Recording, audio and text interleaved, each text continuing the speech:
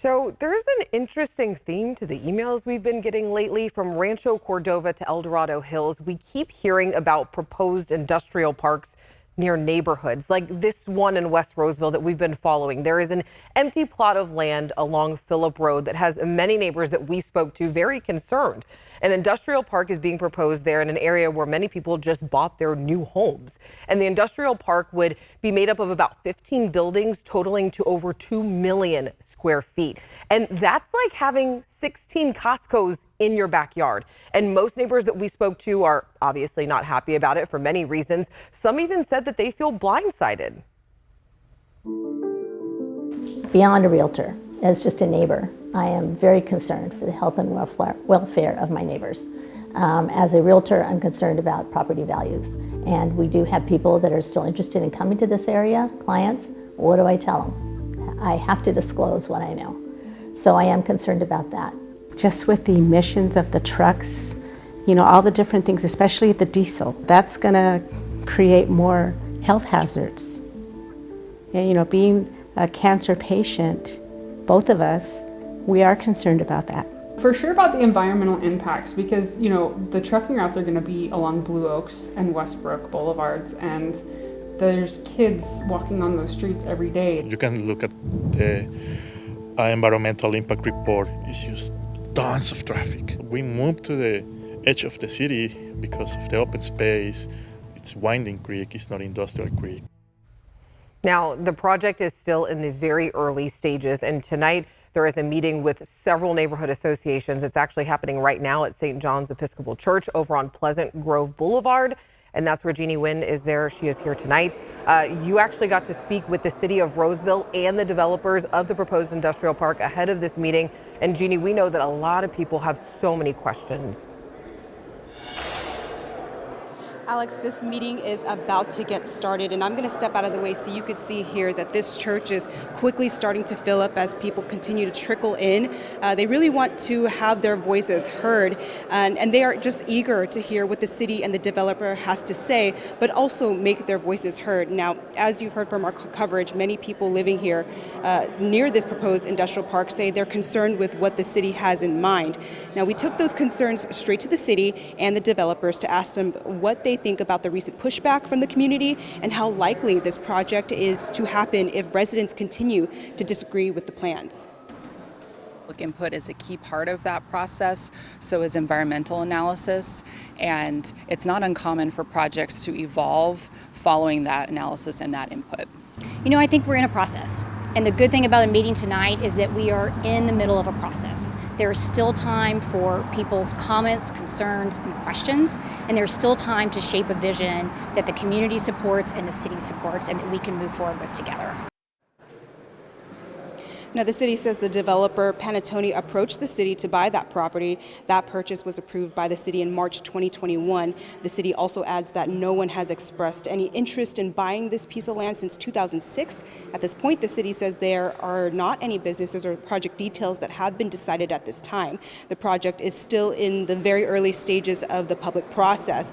And at this point, the project is undergoing an environmental study, and that will be discussed on another open meeting on April 21st. Additional meetings will also be planned by the developer to allow the city and residents to continue to have this open conversation. Again, this meeting is just getting started, and these residents tell me that they hope that the city will rezone this area as business professional to allow for more offices, hospitals, and government buildings. We will continue to keep you updated on air and online as the discussion continues and moves forward. Alex, back to you.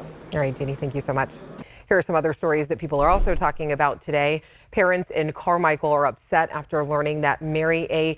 Detterding Elementary School has a voluntary LGBTQ club for 5th and 6th graders, and the parents were not notified. So a district spokesperson says the school doesn't have to give parents consent because it's an optional group that happens at lunch, which is sparking the conversation of whether it's age appropriate. This is something that I feel that she is not ready per her age to talk about, and as a Christian, it's a hard topic for me. If a young person is having these feelings or is thinking about these issues, that there should be a safe place for them. The district spokesperson also says the conversations are focused around self-advocacy and acceptance, and that the Pride Club is optional and run by a counselor. And then also some very sad news out of Woodland today. A 4-year-old girl who was injured in a crash one day before Easter died in the hospital this morning. And the crash happened after a 13-year-old driver tried to run from Woodland police in a stolen car. Tina Vital, the grandmother in the car, she died on Saturday. The 13-year-old appeared in court before a judge earlier this morning on vehicular manslaughter charges. And this is what was left after a large fire destroyed a building at the historic Kohlberg Shipyards out in Stockton. 2 vacant buildings caught fire. One of them ended up completely destroyed. The shipyards employed thousands of people at one point in time who helped build ships that were used during World War II. Another fire at the same place destroyed a different historic building back in October. Coming up onto the point, we're looking at one of the top mental health issues in America, anxiety. How to recognize when it is starting to impact your life. And that's just where my thoughts just run away from me. I have to kind of corral myself back in and recognize, is this something that I need to be focused on? The second part of our Anxiety Nation explores what triggers anxiety and who is most affected by it. And a large group of artists is bringing a museum of murals to pillars in downtown Sacramento, bringing life to the WX Freeway. We'll share how and why it's happening. The portion of Highway 50 that runs between W and X streets is getting a complete makeover with the help of a group called Artners. The underbelly will soon become a mural museum. Photojournalist Xavier URT spoke with the brains behind the idea. We're the Artners, los artineros. The word Artners and the meaning itself is those who have made the commitment to live on the creative path. I started out, I was working for the state of California Department of Public Health. I was going through a divorce and I needed to make ends meet, so I picked up my brushes and started painting again. Artners started from my company, which is West Coast Images, a mural production company that started in 1996, 97 in Sacramento. Yeah, Marcos and Teresa Artners approached us, I think it was about 2019, about doing a project underneath the freeway. At that time, we as a city had not done a project with Caltrans in some years. When we approached this project, we thought of many things. One of the things was we wanted the art to represent some of the people that don't get represented. We wanted to make this a project for Sacramento, of Sacramento. We want to honor inspirational people in Sacramento as well. This is going to be a change to the landscape of what we have been seeing in our community since we've started the murals in our community. There's 28 columns per block, and we want to go from 24th Street to 6th Street. We can do anybody on the pillars and any subjects on the pillars that meet the criteria, but to have the artists, the local artists here doing it, it's so super important. You know, you need to see art of the community that you're in that represents you. And the same concept with the art that you see should be done by some of the talent that's in this city. This project, we don't receive any public art funds. So we have to fundraise ourselves, and we have to write grant after grant after grant to possibly get some. That's just the way it happens with Caltrans on this project. Caltrans owns this project, and they own other projects that they are funding currently. But for ours, the challenge is that we have to earn our own funding. Through Clean California, Caltrans started just working with so many different cities and different organizations that we're starting to kind of really work collaboratively together in what I see as a really great way. Clean California is a $1.2 billion initiative that was passed by the governor and the state legislature. There's also a beautification portion of the initiative, which is going to incorporate a lot of public art and design into our freeway and highway systems. We have enough to do a block, but the fundraising is going to always have to be all the time, all the time, all the time. I think what is compelling, you know, for all of us is the interest that the Artners have in really telling these different stories from different artists in that space and organizing it in some way that kind of makes some sense. They felt like would be a way to kind of include a number of different artists' voices in one area. These are a collection of storytelling importance of our region. So we feel that's going to be the gravity to what we're doing. And this project is looking for sponsors. We have more information and we have a link to the projects on our website at abc10.com/tothepoint. All right, it's one of the leading mental health issues in the country, anxiety disorders. We're looking at what triggers anxiety in our 3-part series, Anxiety Nation, after the break.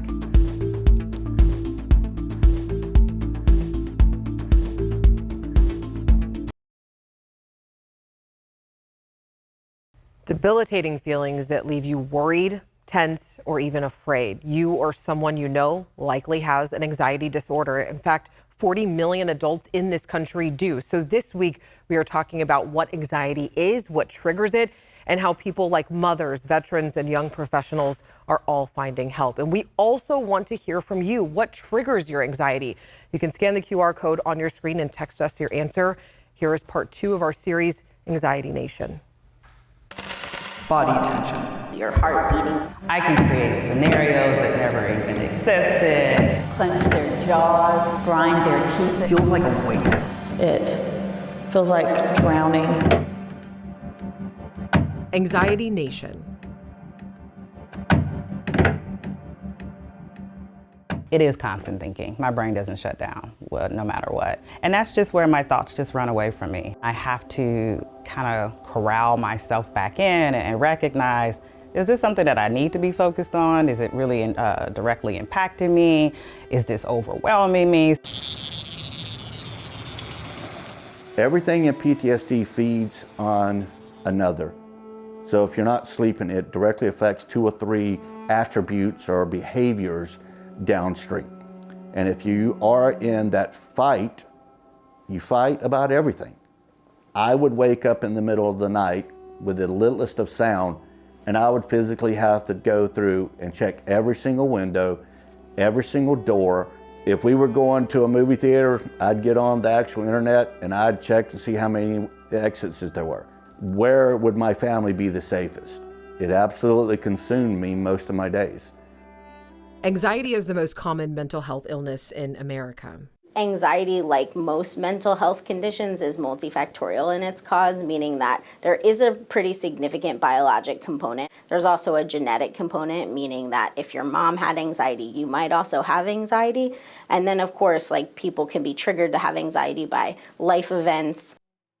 When I was in the military and I wasn't dealing with the pain, the actual events, I could turn that on and off when I needed it to be in the military, and military people will understand that. And it kept me engaged to where I could let out. But without having the military, it felt like that I was completely lost.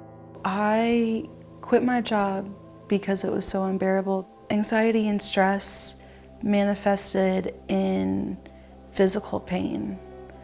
I suffered lower back pain to the point of like incapacitation. I couldn't get out of bed. Research suggests that Black adults are 20% more likely to experience depression and anxiety.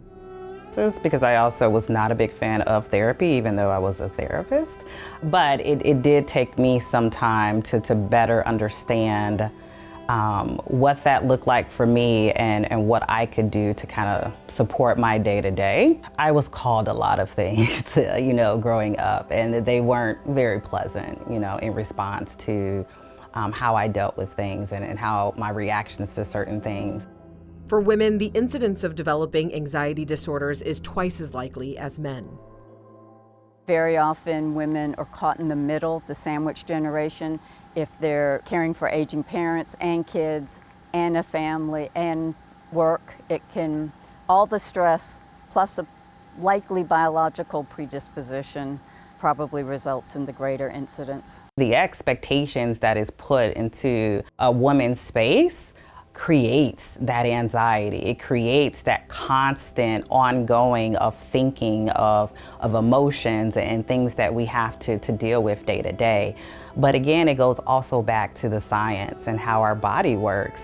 We are just crafted to be emotional creatures. As little girls, we're encouraged to please others, to nurture and help and support others. And so if I don't do that, then what? What does that make of me? Am I not reliable? Am I not supportive? So choosing me, I know I'm not alone. I would tell my younger self that you're worthy just as you are. And we've been hearing from a lot of you about anxiety. And again, we do want to hear from you. What triggers your anxiety? You can scan that QR code on your screen and let us know. But here's what some of you had to say about anxiety that did write into us. Someone saying anxiety is suffocating. Another viewer writing in saying, I don't know why I feel like I do, but at times I feel like I'm stiff and my hands are clenched in fists and I need to breathe to let go. Another viewer writing in saying anxiety is nervousness, feeling of uncertainty, isolation, and depression. We also had another person writing into us telling us that anxiety is real. I suffer from it, and both my adult children do. It can be debilitating. It's like being in a dark hole with no way out. It's horrible. Someone else writing in, sharing their feelings of anxiety. It's not being able to shut my brain off at night. My mind is racing, trouble functioning at random times, heart is racing for no reason, overthinking. Someone else writing to us saying that anxiety is a feeling that you are going to die because you can't breathe. You get a lump in your throat and everything just starts shutting down. We also had someone writing into us saying that anxiety is when any aspect of my usual routine is disrupted. I do want to say thank you so much for sharing what anxiety is like for you. And we are closing out our Anxiety Nation series tomorrow, turning the focus to what people suffering from anxiety can do to make things better. All right, let's get a check of our forecast here and take a look outside. We do have a wind advisory in effect at 8 p.m. and lasting through 11 a.m. tomorrow. Gusts could be between 30 and 40 miles per hour. And then here's a quick check of your current temperatures in the Big Mountain backyard. We're seeing 60s right now. And then a look at your 10-day forecast here. We're looking at 70s through the weekend, lots of sunshine. We love seeing this forecast. And here's a look at what we're looking at for tomorrow.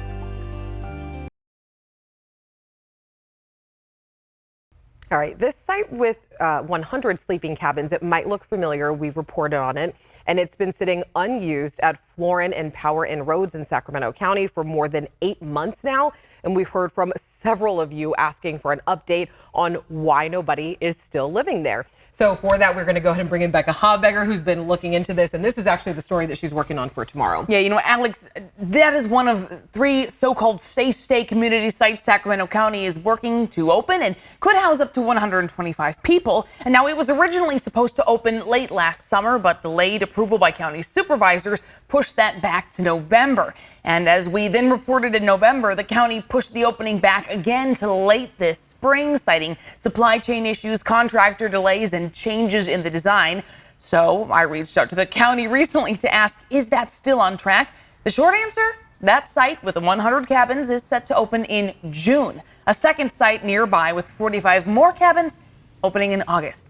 Now, coming up tomorrow, I'll have a detailed update on all 3 safe stay sites and how many unhoused folks those could help, and more on what's holding up the process. All right, Becca, thank you. And I do want to mention before we go, we have Kings on our mind, so I don't want to forget to mention that we will have our coverage on Saturday for Game 1 against the Golden State Warriors. We will have a special edition of the news at 4:30. We have ABC's coverage of the game that starts at 5 o'clock, and then tip-off coming at 5:30. So be sure to join us after the game for another special edition of the news starting around 8. We'll be live inside the Golden One Center, and boy, do we have team coverage. We'll have everyone everywhere for that game, so make sure you tune in. It's going to be really great. Oh, yeah, I'll be outside Golden One Center. We have a crew inside. We'll have folks at watch parties, so really it's going to be all access here on ABC 10. Yes, and don't forget, share your Kings memories with us. We want to hear from you. We want to see those pictures. Who are you going to the game? Why are you going to the game? And also, how much did you buy your tickets for? I want to know. All right. They are not cheap. Oh, no. Thanks for joining us. We'll see you tomorrow.